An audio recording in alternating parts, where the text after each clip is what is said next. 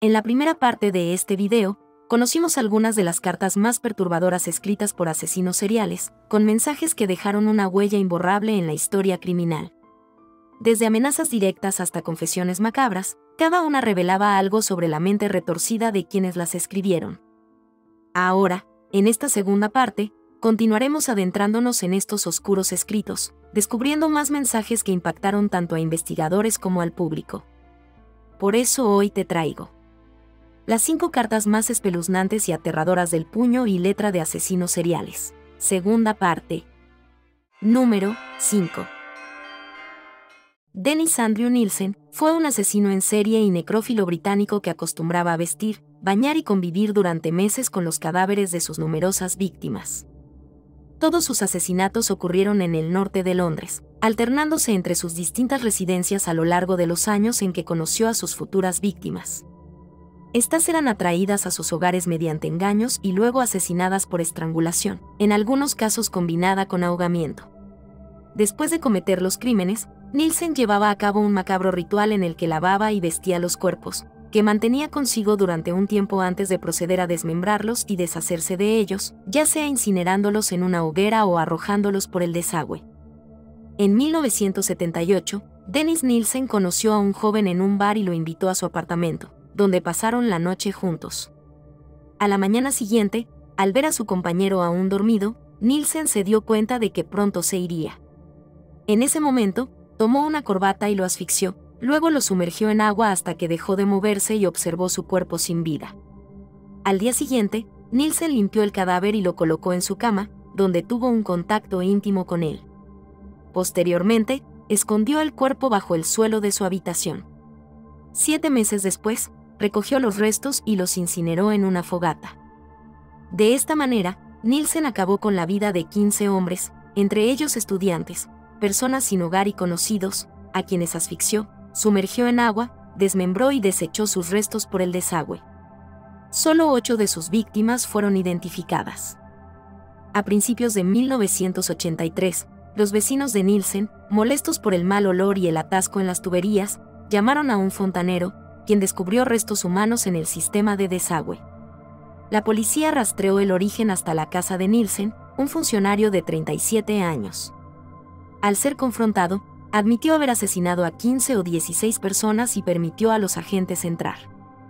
Fue arrestado y el 4 de noviembre de 1983, condenado a cadena perpetua por 6 asesinatos y 2 intentos de homicidio, con un mínimo de 25 años.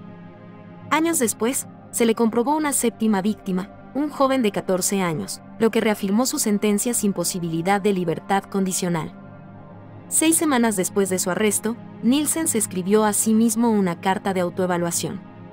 A diferencia de otras confesiones de asesinos en serie, su tono era sombrío y reflexivo en lugar de presumido. Su carta decía lo siguiente: cuanto mayor era la belleza, en mi opinión, del hombre, mayor era la sensación de pérdida y dolor. Sus cuerpos desnudos y muertos me fascinaban, pero hubiera hecho cualquier cosa por recuperarlos con vida. Al menos en 3 de los intentos logré revivirlos y sentí que realmente les había salvado la vida. Desde mi adolescencia siento que soy un psicópata creativo.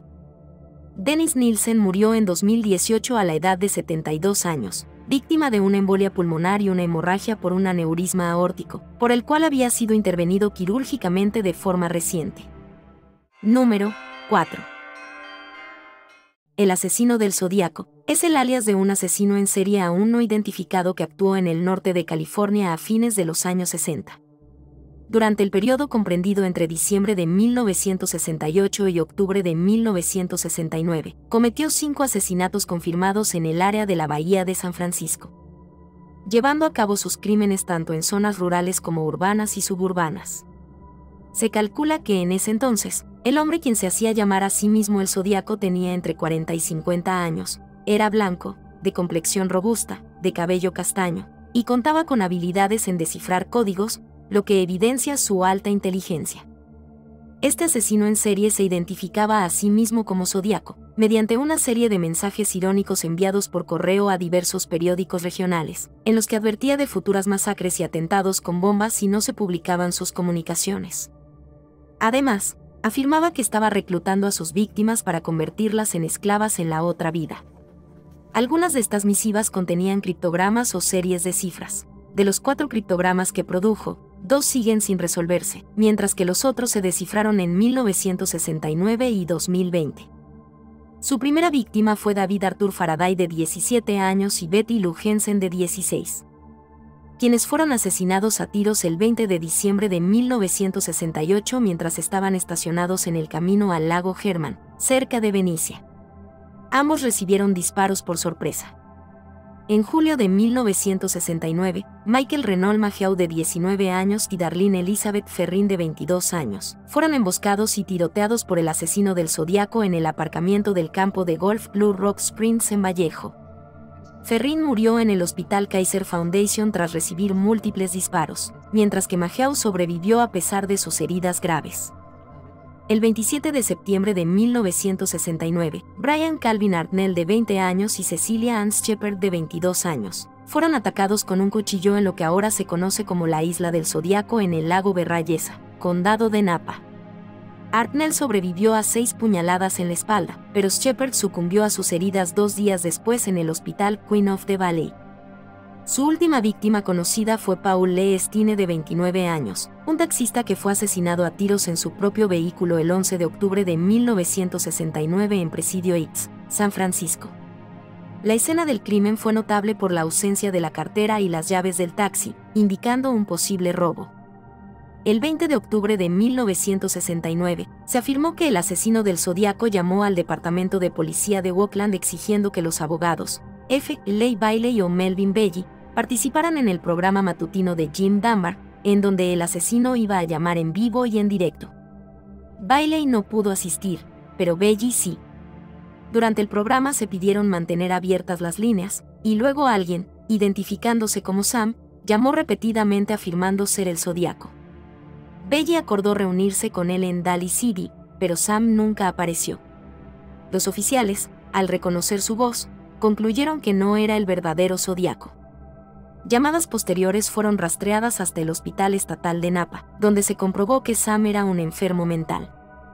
La última carta confirmada del Zodíaco data de 1974, en la que aseguraba haber matado a 37 personas, señalando que muchas de ellas se encontraban en el sur de California e incluso mencionando a Cherry Jobates, asesinada en Riverside en 1966, aunque no se ha probado ningún vínculo entre ambos casos. Entre las cartas más inquietantes del asesino se encuentra una enviada en 1969 al periódico San Francisco Chronicle, conocida como Z-340. Esta misiva, compuesta por una serie de letras y símbolos encriptados, fue descifrada en 2020 por 3 expertos en la materia, revelando la mente perturbada del asesino. Espero que te estés divirtiendo mucho tratando de atraparme. No era yo el del programa de televisión. No le tengo miedo a la cámara de gas porque me llevará al paraíso más pronto y porque ahora tengo suficientes esclavos que trabajan para mí. Todos los demás no tienen nada cuando llegan al paraíso, por eso le tienen miedo a la muerte. No tengo miedo porque sé que mi nueva vida será fácil en el paraíso. A lo largo de los años, han surgido numerosas teorías acerca de su verdadera identidad. El único sospechoso señalado públicamente por las autoridades fue Arthur Leigh Gallen, un ex maestro de primaria y delincuente sexual convicto que falleció en 1992. Más recientemente, se ha mencionado a Gary Francis Poste como otro sospechoso relevante, quien murió en 2018. Número 3. El hijo de Sam es el apodo de David Berkowitz, un asesino en serie que aterrorizó la ciudad de Nueva York en la década de 1970. Entre 1976 y 1977, Berkowitz mató a 6 personas e hirió a otras 7 en una serie de tiroteos con un revólver .44. En sus crímenes, atacaba principalmente a parejas en autos estacionados durante la noche. La primera víctima confirmada de David Berkowitz, el hijo de Sam, fue Donna Lauria, una joven de 18 años. La noche del 29 de julio de 1976, Donna estaba sentada en un auto frente a su casa en el Bronx junto a su amiga Jody Valentí de 19 años, después de haber salido con amigos. Mientras conversaban, Berkowitz se acercó al vehículo y, sin previo aviso, sacó un revólver .44 Bulldog y disparó 3 veces. Donna recibió un disparo en el pecho y murió de inmediato, mientras que Jody fue herida en el muslo pero logró sobrevivir. El hijo de Sam huyó rápidamente de la escena sin dejar rastro. Este fue el inicio de su serie de ataques que aterrorizaron a Nueva York durante más de un año. Después de asesinar a Donna Lauria y herir a Jody Valentí el 29 de julio de 1976, David Berkowitz continuó su ola de ataques en Nueva York, asesinando a 5 personas más. Berkowitz se hacía llamar el hijo de Sam en cartas burlonas que enviaba a la policía y a los medios de comunicación, donde decía que obedecía las órdenes de un demonio que hablaba a través del perro de su vecino. Los medios difundieron sus escritos, lo que lo convirtió en una figura aún más temida. La primera carta escrita por el hijo de Sam fue encontrada en 1977, en la escena de uno de sus crímenes. Estaba dirigida al capitán Joseph Borrelli, quien era el encargado de la investigación del caso. La carta decía lo siguiente: «Estoy profundamente dolido de que me llamen misógino. No lo soy. Pero soy un monstruo. Soy el hijo de Sam. Soy un pequeño mocoso. Cuando papá Sam se emborracha se vuelve malo. Golpea a su familia. A veces me ata y me deja atrás de la casa. Otras veces me encierra en el garaje. A Sam le encanta beber sangre. Sal y mata», ordena papá Sam. Detrás de la casa algunos descansan. La mayoría son jóvenes violadas y descuartizadas, su sangre drenada, solo huesos ya. Papá Sam me encierra en el ático también. No puedo salir, pero me asomo por la ventana y veo al mundo pasar. Me siento como un forastero. Estoy en una onda distinta a los demás, programado para matar. Sin embargo, para detenerme deben matarme. Atención a toda la policía. Primero disparen a matar o aténganse a las consecuencias. Manténganse fuera de mi camino o morirán. Papá Sam ya está viejo. Necesita sangre para conservar su juventud. Ha sufrido muchos infartos. Demasiados infartos. Ah, me duele que te duela, Sonny Boy. Extraño sobre todo a mi hermosa princesa. Está descansando en la casa de Nuestra Señora, pero la veré pronto. Soy el monstruo Belcebú, el rollizo Vigimes. Me encanta cazar. Merodear las calles en busca de diversión, carne sabrosa. Las mujeres de Queens son las más bonitas de todas. Debo ser el agua que beban. Vivo para cazar, es mi vida. Sangre para papá.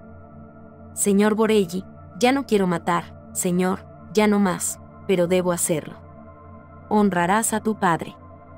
Quiero hacerle el amor al mundo. Amo a la gente. No pertenezco a la tierra. Regrésenme a Yajos. A la gente de Queens, los amo. Y quiero desearles a todos felices Pascuas.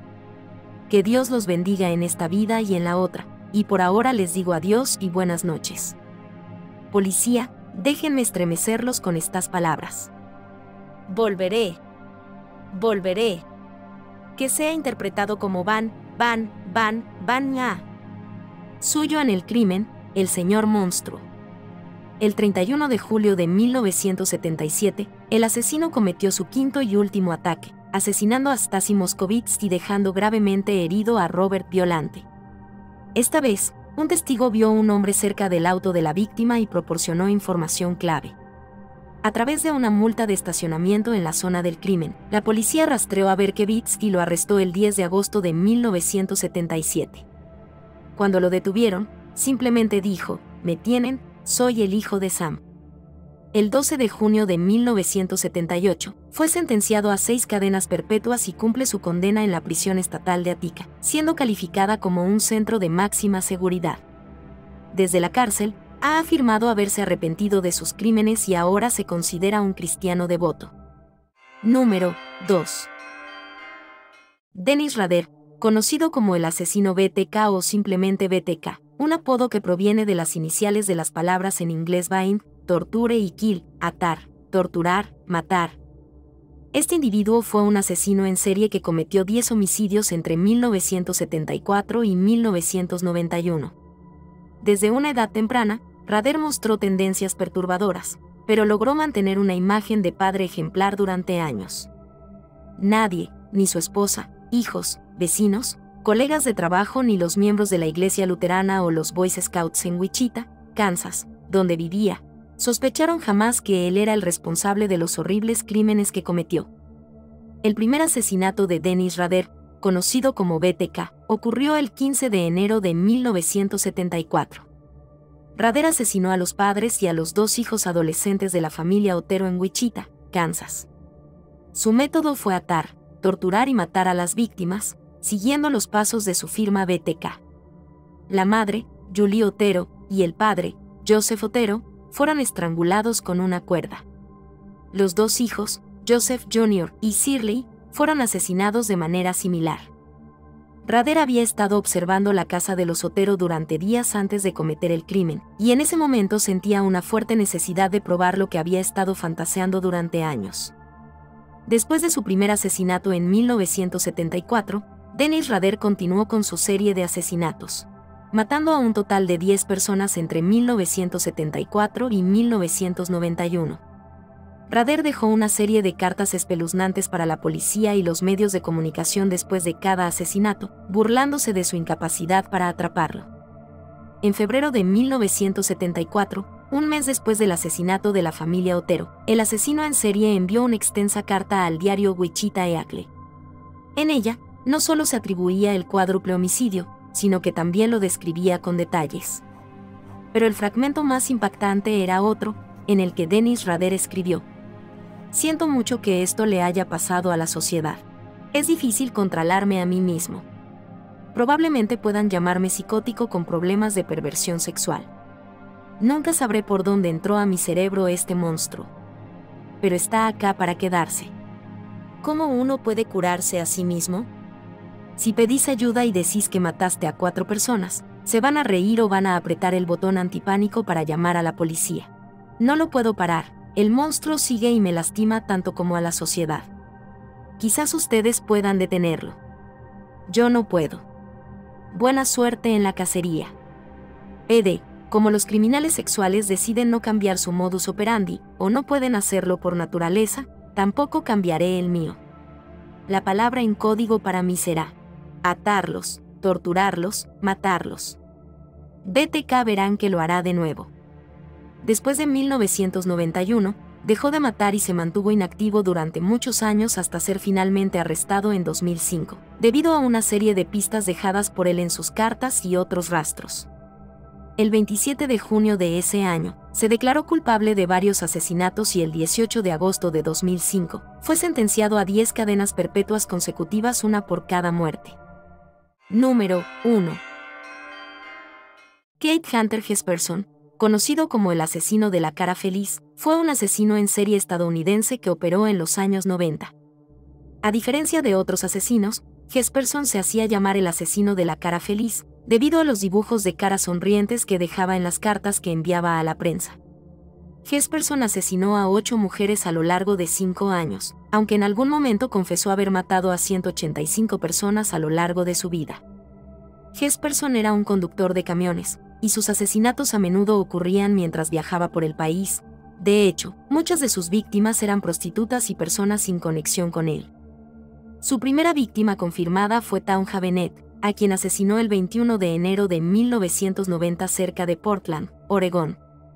Se conocieron en un bar, donde él la invitó a su casa. Tras pasar un tiempo juntos, comenzaron a discutir, lo que llevó a Kate a golpearla violentamente y luego estrangularla hasta matarla. Para cubrir sus huellas, regresó al bar a socializar antes de regresar a la casa para deshacerse del cadáver de Bennett y de sus pertenencias. Aunque su cuerpo fue encontrado días después, no se hallaron pistas ni sospechosos en ese momento. Tras el hallazgo del cuerpo de su primera víctima, la atención mediática se desvió hacia Laverne Pavlinac, quien mintió al confesar que ella y su novio habían matado a Bennett. Jesperson, molesto por no recibir la atención que deseaba, decidió dibujar una cara sonriente en la pared de un baño público, junto con una confesión anónima sobre el asesinato, a miles de kilómetros de donde ocurrió el crimen, con el siguiente mensaje: maté a Tanya Bennett el 21 de enero de 1990 en Portland, Oregon. La golpeé hasta la muerte, la violé y me encantó. Sí, estoy enfermo, pero también la paso bien. Otra gente se echó la culpa y yo estoy libre. Con el tiempo, Al no recibir respuesta por su confesión en el baño, Jesperson siguió cometiendo otros asesinatos. Finalmente, decidió enviar una carta al periódico The Oregonian, en la que detallaba sus crímenes hasta esa fecha y firmaba de la misma manera. Fue en ese momento cuando comenzó a ser conocido por el mundo como el asesino de la cara feliz. Después de matar a una mujer llamada Surbrice, Jesperson asesinó a su novia, Julie Ann Winningham, el 10 de marzo de 1995, al sentirse usado por ella. Este asesinato fue el que lo vinculó con los crímenes, y la policía empezó a seguirlo. El 24 de marzo, escribió 2 cartas, una a sus hijos y otra a su hermano.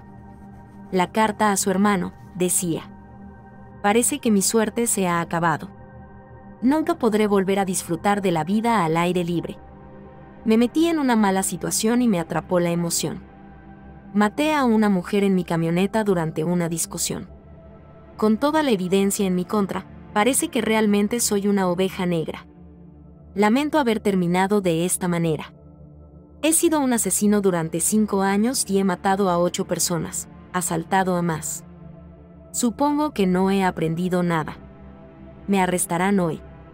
Jesperson fue arrestado el 30 de marzo de 1995, tras entregarse a las autoridades, ya que sospechaba que iba a ser arrestado. Aunque en un principio dijo haber matado a 160 personas, solo se confirmaron 8 muertes en varios estados. Actualmente está cumpliendo 3 cadenas perpetuas en la penitenciaría del estado de Oregón, y en 2009 fue extraditado a California por otro asesinato. Si estas cartas de asesinos seriales te parecieron perturbadoras, aquí tienes la primera parte con más escritos de asesinos en serie igual de aterradores.